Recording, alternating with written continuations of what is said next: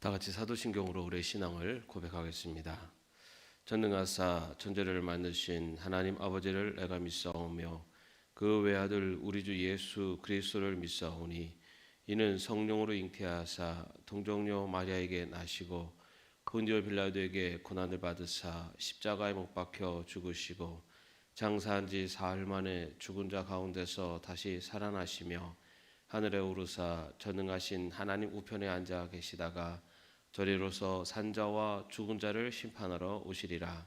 성령을 믿사오며 거룩한 공예와 성도가 서로 교통하는 것과 죄를 사하여 주시는 것과 몸이 다시 사는 것과 영원히 사는 것을 믿사옵나이다.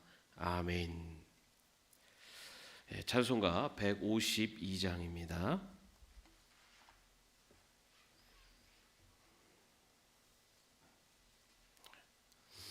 찬송가 152장입니다. 함께 찬양하겠습니다.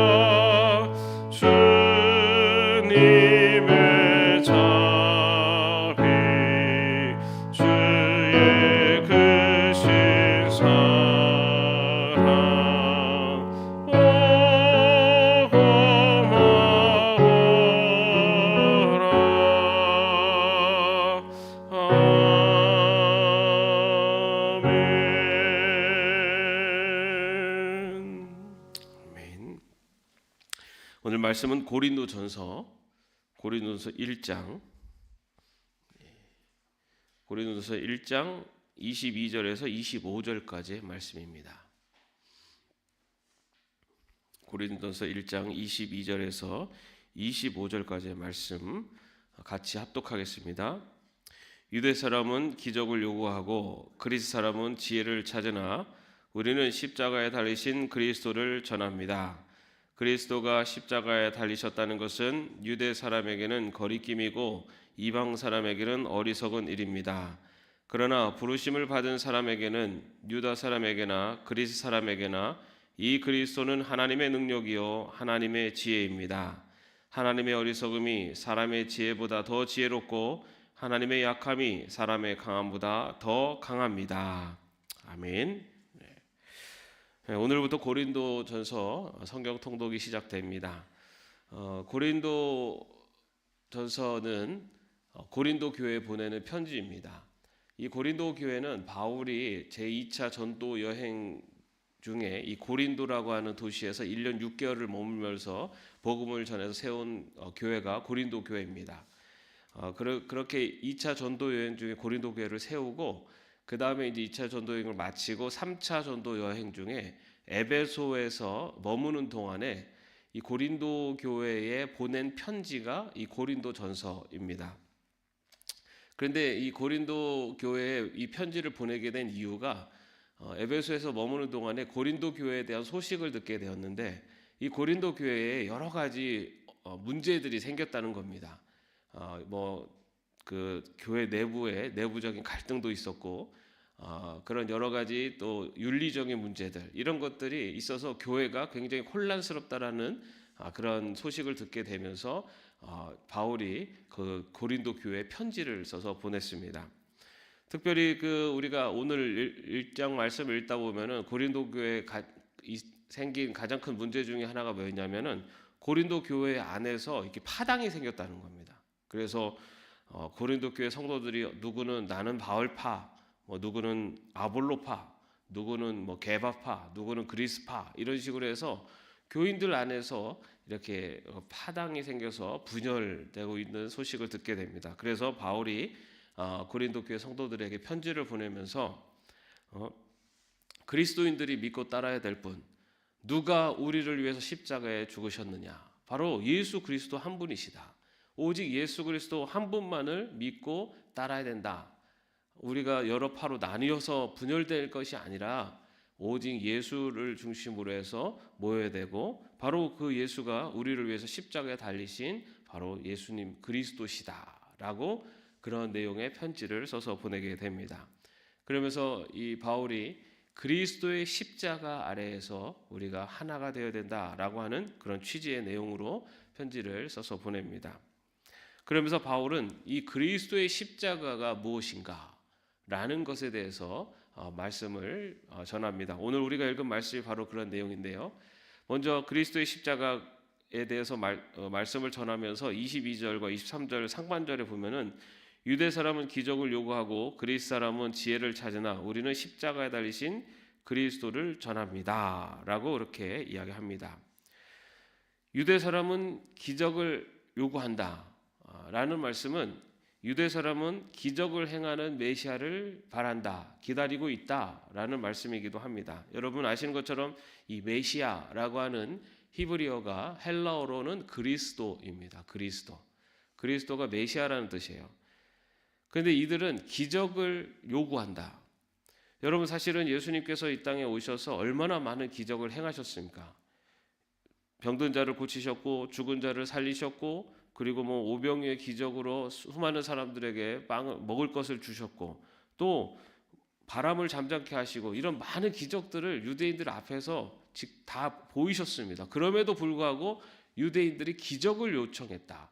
그래서 예수님께서는 유대인들이 기적을 요구하자 유대인들에게 요나의 표적밖에는 보여줄 것이 없다라고까지 말씀을 하십니다.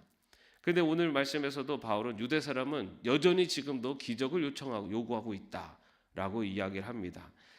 이들이 원하는 기적이라는 것은 바로 메시아 사상, 다시 말해 이 세상 메시아가 오셔서 이 로마의 압제 가운데 있는 그 유대인들을 구원하내고 그리고 이 이스라엘을 다시 회복시켜서 이스라엘을 이 세계를 다스리는 왕국으로 세워가는 바로 그런 기적을 원했던 겁니다.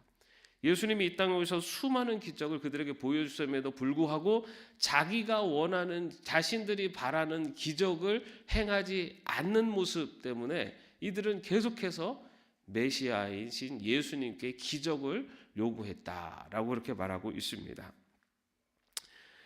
그런데 특별히 이들이 계속해서 메시아를 기다리면서 기적을 요구하는 또 하나의 이유 중에 하나는 예수님이 십자가에 달려 죽었다는 것 때문에 이들은 예수님을 메시아로 믿지 않았습니다.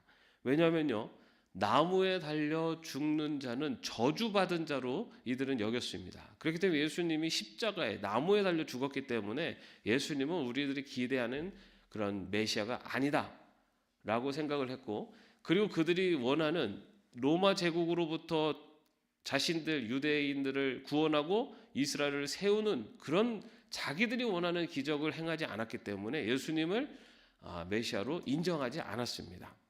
그래서 23절 말씀에 보면은 유대인들에게 있어서 그리스도가 십자가에 달리셨다는 것은 유대 사람에게는 거리낌이 되었다라고 되어 있습니다. 그들은 예수님이 십자가에 나무에 달려 죽었다는 것, 자신들이 원하는 이스라엘을 회복시키지 못하고 눈에 보이는 기적을 이루지 못하고 죽었다는 것, 그래서 그들에게 있어서 예수님의 십자가는 그저 거리낌, 그들에게 불편한 하나의 모습이 되었을 뿐이다라고 이야기하고 있습니다. 그런데 여러분, 우리들의 모습 속에 바로 이런 유대인형의 사람들이 있어요. 어떤 사람들이냐면은 바로 자신이 원하는 바가 이루어지기만을 기다리는 사람들입니다. 유대인형의 사람들, 자신이 원하는 기적이 이루어질 때만이 그것이 하나님의 능력이고 하나님의 지혜이고 바로 이게 예수님이 살아계시다라고 하는 증거다라는 것을 그렇게 믿는 사람들이에요. 여러분, 이런 모습이 우리 안에 어떤 모습으로 나타납니까? 내가 사업을 하는데 내가 원하는 대로 이 사업이 번창을 해야지 하나님이 살아계신 것이고 하나님이 역사하시는 것이라고 그렇게 바라보는 관점들, 내가 병이 있는데 이 병이 다 나아야지 하나님이 살아계신 것이고 하나님이 능력을 행하신 것이라고 바라보는 그런 신앙관, 자녀들이 시험을 보는데 이 시험에서 합격을 해야지만이 하나님이 사랑하시는 것이고 하나님이 능력이라고 그렇게 바라보는 관점, 이것이 유대인들의 관점과 별반 다르지 않습니다. 내가 원하는 것을 이루어주고 내가 바라는 것을 해주셔야지만이 하나님을 하나님으로 인정하고 예수님을 예수님으로 인정하는 것, 그러한 관점으로 예수님을 바라봤기 때문에 예수님의 십자가가 유대인들에게는 거리낌이 되었을 뿐이었습니다. 또한 그리스 사람은 지혜를 찾는다라고 되어 있습니다. 여기 그리스 사람이라는 것은 당시 헬라 시대였잖아요. 그래서 헬라인들, 이방인들을 말합니다. 당시 헬라 시대에는 아시는 것처럼 굉장히 철학이 발달했습니다. 그래서 철학이 발달하고 그에 따른 여러 웅변술, 그런 토론, 이런 것들이 굉장히 발달했던 시대가 헬라 시대입니다. 당시 사람들은 특별히 그 영지주의의 영향권 아래 있었습니다. 그래서 이 육신, 물질 세계는 악한 것이고, 그렇기 때문에 이 세상, 물질로부터 이 세상을 구할 지혜가 필요하다라고 생각을 했습니다. 그래서 그 지혜를 찾기 위해서 무던히도 노력해서 그래서 많은 철학들이 또 생겨나기도 했습니다. 이런 그 철학을 바탕으로 가지고 있는 그리스 사람에게 있어서 신이 이 그 악한 물질, 다시 말해 육체를 입고 이 땅에 온다라는 것 자체도 이해할 수가 없습니다. 받아들일 수가 없는 것입니다. 거기다가 그 육체를 입고 신이 십자가에 달려 죽었다, 이것도 이들의 사상으로는 이해할 수가 없고 받아들일 수가 없었습니다. 그래서 하나님, 신이 육체의 몸을 입고 이 땅에 와서 십자가에 달려 죽었다, 이런 그 복음을 들은 그리스 사람들, 헬라 사람들은 이 이야기를 어떻게 받아들였냐면은 23절에 보면은 이방 사람에게는 어리석은 일입니다. 어리석어 보이는, 그들의 지식으로는 이해할 수 없는, 말도 안 되는 어리석은 것처럼 보였다는 겁니다. 그런데 지금도 이런 사람들이 있죠. 이런 헬라형의 사람들. 우리가 사는 이 시대가 얼마나 과학이 발달한 이성의 시대입니까? 그러다 보니 자신의 논리와 자신의 이성으로 이해가 되어야지만이 받아들이는 그런 시대를 살고 있습니다. 그러다 보니 그들이 하는 이야기가 어떤 이야기겠습니까? 하나님이 계시다, 하나님이 살아계시다라고 이야기하면 그럼 하나님이 살아계시다는 것을 증명해봐. 네가 증명해내면 내가 믿을게. 이렇게 반응을 합니다. 자신이 이성, 자신의 지혜가 절대적이다라고 하는 사상과 그런 흐름 속에 지금 인간의 지혜와 인간의 이성이 절대적이다라고 하는 이 흐름 속에 이 시대 속에 살고 있습니다. 그러다 보니 우리도 모르게 내가 이해할 수 있고 내가 지식적으로 이성적으로 받아들일 수 있어야지만이 그것을 믿는 그러한 시대의 흐름 속에 살고 있습니다. 그런데 여러분 아시는 것처럼 믿음이라는 것은 내가 이해할 수 있을 때는 그것은 믿음이 아니죠. 그것은 그냥 아는 겁니다. 받아들이는 거죠. 믿음이라는 것은 내가 이해할 수 없음에도 불구하고 그것을 믿음의 눈으로 바라보려고 하는 것이 믿음입니다. 하나님의 살아계심을 증명해내는 것, 여러분 하나님이 어떤 분이시라는 것을 우리가 100% 증명해낼 수 있으면 하나님은 더 이상 하나님이 아닙니다. 하나님은 무한하신 분이에요. 유한한 우리 인간이 어떻게 하나님을 100% 다 알 수 있습니까? 하나님은 우리가 다 알 수 없기 때문에 하나님이에요. 그렇기 때문에 여기에 믿음이 필요합니다. 그런데 헬라형의 사람들은 자신의 지식과 자신의 이성이 절대적이라고 생각하기 때문에 자신이 이성적으로 또 지식적으로 이해할 수 있어야만이 믿을 수 있다라고는 마음으로 바라보기 때문에 신이 이 땅에 와서 십자가에 죽었다라고 하는 것, 다시 말해 이 구원의 역사가 그들의 보기에는 어리석은 것처럼 보일 뿐입니다.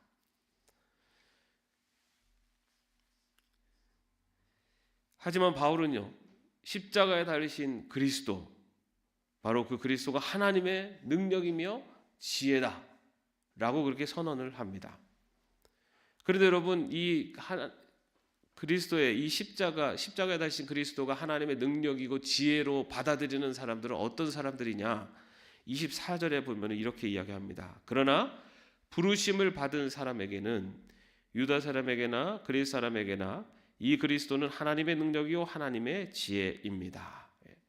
부르심을 받은 사람들, 그가 유대 사람이든 그리스 사람이든 상관없이 부르심을 받은 사람들에게는 그리스도의 십자가가 하나님의 능력이요 하나님의 지혜가 된다는 것입니다.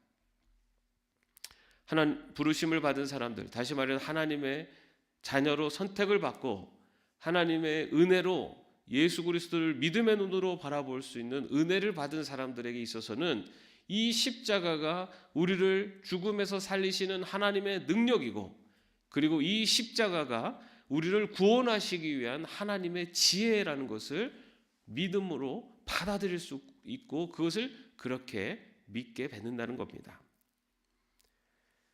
그렇게 우리가 십자가 사건을 하나님의 능력이요 하나님의 지혜로 받아들일 수 있는 것, 바로 그것은 하나님을 믿는 하나님의 자녀가 되었고 바로 하나님을 하나님으로 인정하는 하나님의 백성이 되었기 때문입니다. 하나님의 백성들이 받아들이는, 그리고 하나님의 자녀들이 받아들이는 하나님에 대한 믿음은 어떤 믿음인가? 25절에 이렇게 이야기합니다. 하나님의 어리석음이 사람의 지혜보다 더 지혜롭고 하나님의 약함이 사람의 강함보다 더 강합니다. 우리가 하나님을 믿는 하나님의 백성이 된다는 것은 다시 말해서 인간의 한계를 인정하는 것입니다. 나의 한계를 인정하는 것이죠. 내가 바라고 내가 원하는 것이 나에게 있어서 절대적이고 나에게서 절대적으로 좋은 것이 아니다라는 것을 인정하는 겁니다. 그렇기 때문에 유대인들이 자신이 바라는 것이 만족되어져야만이 하나님의 능력이라고 바라봤지만 하나님의 부르심을 받은 사람에게는 내가 원하는 대로 되지 않아도, 내가 바라는 대로 되지 않아도 하나님이 살아계시고 하나님이 나와 함께하고 계시고 나를 인도해 가신다는 것을 믿음의 눈으로 바라볼 수 있는 사람들이 바로 하나님의 부르심을 받은 사람이라는 겁니다. 또한 하나님을 하나님으로 인정합니다. 하나님께서 이 땅에 몸을 입고 오셔서 십자가에 달려 죽으심, 세상이 보기에는 실패의 모습처럼 보이는 그 십자가의 죽으심이 하나님의 백성을 구원하시는 구원 계획이라는 것을 믿음의 눈으로 바라보는 사람들이 부르심을 받은 사람들이에요. 십자가의 죽음이라는 것은 실패의 모습이지만 그러나 하나님께서 그 실패의 모습을 통해서 구원의 놀라운 은혜를 역사를 이뤄가시는 분이라는 것을 믿음의 눈으로 바라보는 것, 바로 하나님의 지혜를 인정하고 하나님의 구원 계획을 받아들이는 사람들이 하나님의 부르심을 받은 사람들입니다. 사랑하는 성도 여러분, 믿음은 바로 하나님을 인정하는 것입니다. 하나님을 인정한다는 것은 나의 한계를 인정하는 것이고, 그리고 하나님으로 인정하는 것이 바로 믿음의 시작이고 믿음의 완성입니다. 우리가 신앙생활을 하면서 나아가는 것은 바로 이것을 완성시켜가는 과정입니다. 예수 그리스도를 알기 전에는, 믿기 전에는 내가 주인이었고 내가 모든 판단의 기준이었습니다. 그러나 예수님을 믿고 나서 우리들의 시선은, 우리들의 신앙 삶의 모습은 이제는 내가 주인이 아니라 하나님의 능력을, 하나님의 지혜를 더 믿고 의지하는 자로 변해가는 겁니다. 신앙의 연륜이 깊어질수록 우리의 삶에 변화되는 모습이 바로 그렇게 변화되는 것이 신앙의 성숙이고 성장입니다. 내 판단과 내가 바라는 것이 나의 삶의 중심이 아니라 하나님이 원하시는 삶, 그리고 하나님이 이끌어 가심에 대한 분명한 믿음을 가지고 하나님을 더욱더 의지하며 살아가는 것, 그렇게 성장하고 성숙해 가는 것이 그리스도인의 모습, 하나님의 부르심을 받은 자의 모습인 것입니다. 저와 여러분의 신앙의 모습이 그러한 성장과 성숙을 이뤄가는 그런 신앙의 모습이 되시기를 바랍니다. 그렇게 성장하고 성숙해 갈 때 그리스도의 십자가가 나의 인생의 능력이며 또한 나의 인생에 하나님이 주신 지혜임을 더 깊이 깨달아가게 될 줄로 믿습니다. 이 사순절을 보내면서 그리스도의 십자가가 하나님의 능력이요 하나님의 지혜임을 우리의 삶을 통해 또 우리 입술을 통해 고백하며 나갈 수 있는 저와 여러분이 되시기를 주님의 이름으로 축원합니다. 기도하겠습니다. 주님, 유대인은 이 기적을 구하고 그리스인은 지혜를 구한다. 혹여나 저희들이 유대인처럼 그리스인처럼 살지는 않았는지요. 내가 바라는 것이 이루어져야만이 하나님의 사랑을 받는 것이고 하나님의 살아계시다고 그렇게 생각하고 있지는 않았는지, 내가 이해가 되고 내가 받아들일 수 있어야만이 그것이 하나님의 지혜이고 하나님의 인도하심이라고 생각하고 있지는 않았는지요. 주님, 하나님의 어리석음이 사람의 지혜보다 더 지혜롭고 하나님의 약함이 사람의 강함보다 더 강하다고 하는 이 바울의 고백, 이것이 우리들의 믿음의 고백이 되게 하시고 우리의 신앙의 여정을 걸어가면서 우리 더욱더 주님 앞에 고백할 수 있는 신앙이 고백이 되게 하여 주옵소서. 그리하여 나의 생각과 나의 지혜를 의지하는 삶이 아니요 하나님을 더욱더 의지하고 하나님을 믿으며 그 길을 따라가는 저희들이 될 수 있도록 인도하여 주시옵소서. 예수님의 이름으로 기도합니다. 아멘. 하늘에 계신 우리 아버지여, 이름이 거룩히 여김을 받으시오며 나라의 마옵시며 뜻이 하늘에서 이룬 것 같이 땅에서도 이루어지이다. 오늘날 우리에게 일용할 양식을 주옵시고 우리가 우리에게 죄진 자를 사하여 준 것 같이 우리의 죄를 사하여 주옵시고 우리를 시험에 들게 하지 마옵시고 다만 악에서 구하옵소서. 대개 나라와 권세와 영광이 아버지께 영원히 있사옵나이다. 아멘.